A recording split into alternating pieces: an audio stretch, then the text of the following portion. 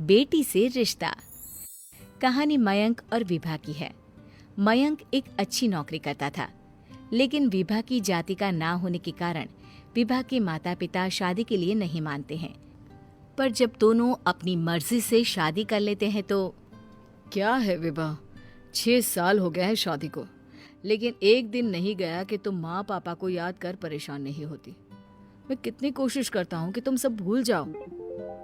कोई नहीं भूल पाता है मयंक। माँ पापा को कोई कैसे भूल सकता है। तभी सास का फोन आता है। माँ लो, विभा से बात कर लो, आज उसे अपनी माँ की बहुत याद आ रही है। बेटा विभा, मैं आ जाऊं? हम दोनों चलेंगे तेरे माँ पापा के पास। बोलो। ना माँ जी, वो आप लोगों को कुछ बोलेंगे तो मुझे और भी बुरा लगेगा। आखिर आप भी मेरी माँ ही तो हैं। अरे सुन लेंगे ना यार, कोई बात नहीं, बोलेंगे ही ना। चलो माँ, मैं फोन रख रहा हूँ। वो क्या है ना, आज विभा को लेकर डॉक्टर के पास जाना है। बहुत दिनों से इसके सर पर लगातार दर्द हो रहा है। अरे हाँ हाँ, ले जा बेटा, सर दर्द को हल्के में नहीं लेना चाहिए। वैसे भी ना बहू सोचती बहुत है। मयंक माँ का फोन रख देता है और दोनों कार से अस्पताल जाते हैं।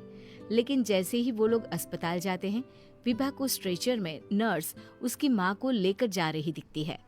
मयंक, माँ, मयंक वो मेरी माँ है। इतने सालों बाद देखी भी तो इस हाल में मैं उनके पास जा रही हूँ। अरे रुको, कहीं वो लोग तुम्हें देखकर और परेशान ना हो जाए, या फिर तुम्हें कुछ बोल ना दे विभा, तुम फिर परेशान हो जाओगी। मयंक कैसी बात कर रहे हो, वो माँ है मेरी। विभा पास खड़े अपने चाचा चाची से बात करने की कोशिश करती है, लेकिन वाह, तेरे जैसी बेटी जिसकी हो वो तो मर ही जाए तो अच्छा है। वैसे पार्क में पैर फिसला है तेरी माँ का, रीढ़ की हड्डी टूटी है। रिद्धि को चाची की बात का बिल्कुल बुरा नहीं लगता। शायद वो सुन ही नहीं रही थी कि चाची क्या कह रही थी। वो सीधे माँ के कमरे में जाती है। कौन है आप? ये मेरी माँ है, मेरा नाम रिद्धि। रिद्धि नाम है ना आपका? दर्द में भी ये आपका ही नाम ले रही थी। हाँ, ये सुनते ही रिद्धि का कलेजा मुंह में आ जाता है।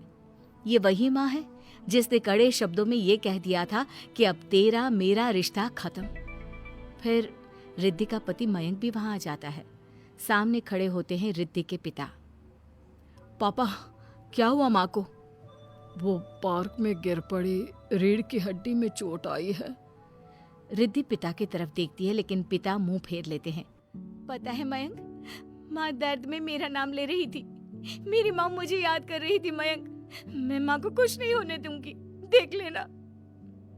हाँ रिद्धि, हम मिलकर माँ का ख्याल रखेंगे, उन्हें फिर से खड़ा कर देंगे। लेकिन भैया कहाँ है? रिद्धि पिता के सामने जाकर खड़ी हो जाती है। पापा, भैया कहाँ है? वो अमेरिका में है, वो नहीं आ पाएगा। रिद्धि फिर माँ की ओर ध्यान कर लेती है। उस पूरी रात रिद्धि माँ को देखती खड़ी रहती है। पिता मन ही मन सोचते हैं, जब इतना ही प्यार था तो क्यों चली गई किसी एक अजनबी के लिए हम सभी को छोड़कर। तभी डॉक्टर बाहर आते हैं। आपकी वाइफ को होश आ गया है, क्या मैं उनसे मिल सकता हूँ? जी नहीं, वो बार बार अपनी बेटी का नाम ले रही है। रिद्धि बेटा, तुम अंदर चली जाओ। माँ रिद्धि को देखकर रोने लगती है। बेटा, माँ के गले लग जा। मैंने तो सोचा था तेरा चेहरा देखे बिना ही मर जाऊंगी। ऐसे कैसे? भला मैं अपनी माँ को कुछ कैसे होने दे सकती हूँ?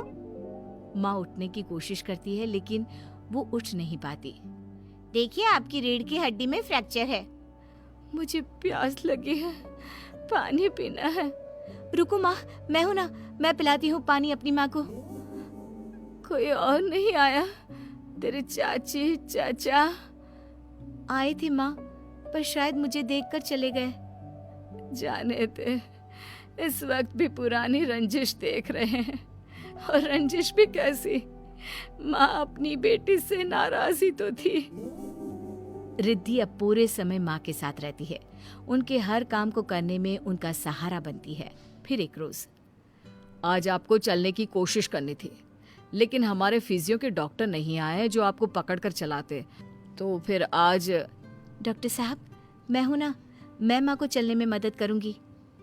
रिद्धि माँ को चलाती फिराती, उनके खाने पीने का ख्याल